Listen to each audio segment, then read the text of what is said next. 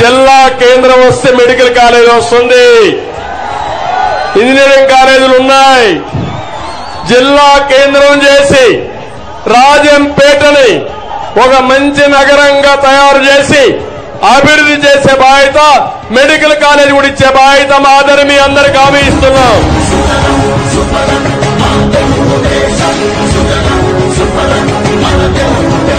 Railway code నడి బొడ్డులో నిలబడి చెప్తున్నా, ఒక్కొక్క వైసీపీ గుండాలకి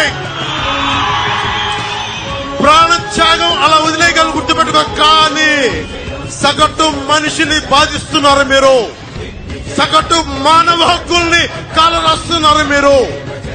మీ అంతు చూస్తాం, వీధుల్లోకి లాక్కొస్తాం, మర్చిపోకండి. శ్రీకాకుళం నుండి చిత్తూరు దాకా సిరులెన్నో సృష్టించి భవిత చూడాడు. 13 జిల్లాల ప్రగతి రథసారథిగా హనుమన్నదే శ్రమించువాడు. అన్నమయ్య ప్రాజెక్టులు కట్టలేడు గాని 3 రాజధానులు కడతాడంట ఈ అసమర్థ ముఖ్యమంత్రి. రైతులున్నారు, చాలా ఇబ్బందుల్లో ఉన్నారు. అన్నమయ్య ప్రాజెక్ట్ ని మళ్లీ పూర్తి చేస్తాం, బాధితులకు నష్టపరిహారం ఇస్తాం, పునరావాసం కల్పిస్తాం, వాళ్ళని ఆదుకుంటామని మరొక్కసారి మీ అందరికీ హామీ ఇస్తున్నా.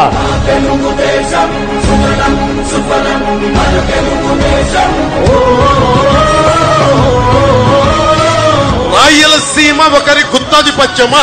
జగన్ గుత్తాధిపత్యమా? రాయలసీమ ఏం మాట్లాడతావు నువ్వు? వెళ్ళి కర్నూలుకి వెళ్ళో, కొణిదెల గ్రామం ఉంటుంది, వెళ్ళి చూడు అక్కడ.